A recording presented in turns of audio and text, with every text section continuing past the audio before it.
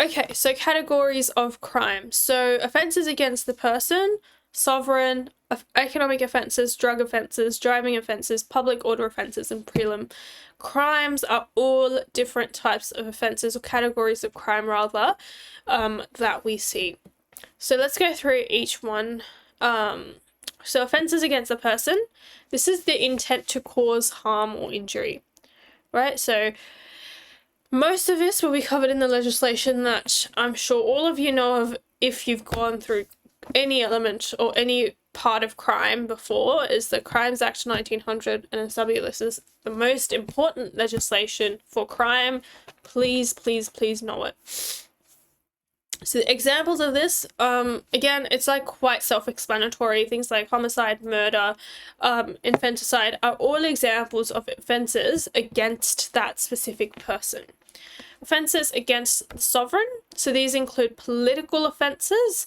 So these could be, obviously, so they're obviously going to be against Australia or the Prime Minister, whatever it is. And the safety of the public is essentially compromised. So treason, sedition are examples of that, and it has a maximum penalty or sentence, of 25 years imprisonment. So again, I feel like most of these are pretty self-explanatory. Just make sure that you know a couple of examples of them and you actually know the categories of crime, which is, all of these listed here. Again, these are normally asked in your multiple choice section. Don't really see it come up in many of in really crime essays, but yeah, just make sure that you know it, just in case. But regardless, I don't think most of the first section doesn't really come up in the essay. It's normally the latter sections that do.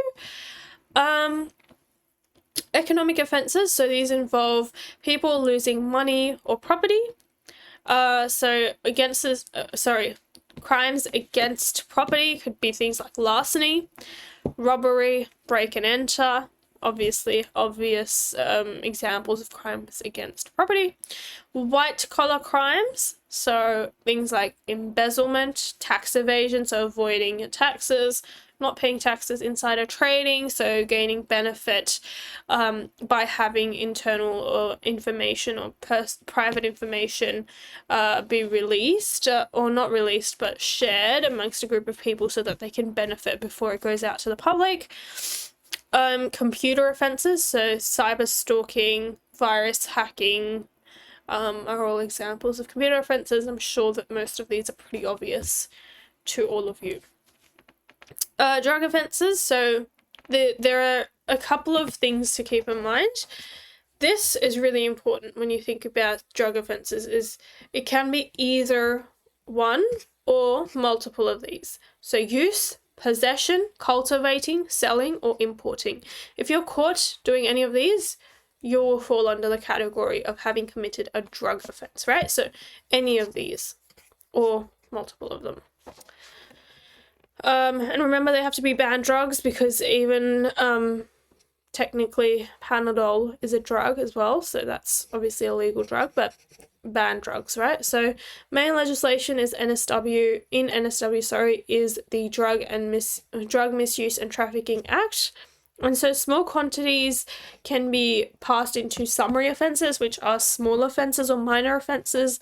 The way that I remember the difference between summary and indictable offences was to think summary. So when you write a summary, you're shortening something, you're making it smaller. So it's a smaller offence. Indictable, larger offence, which is just the other one.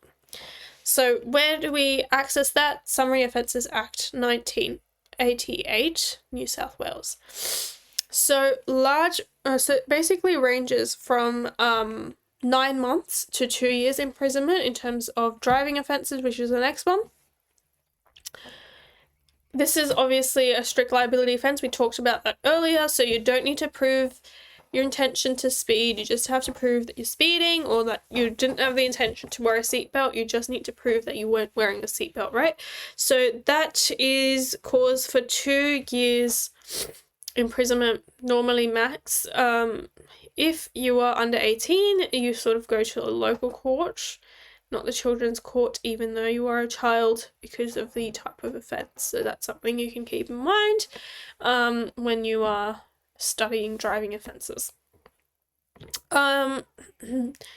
Then we have public order offences, which are basically acts that are inappropriate or offensive, and the public peace is disturbed. That's the way I remembered it. Public peace disturbed. So things like riots, or a phrase, are basically examples of that.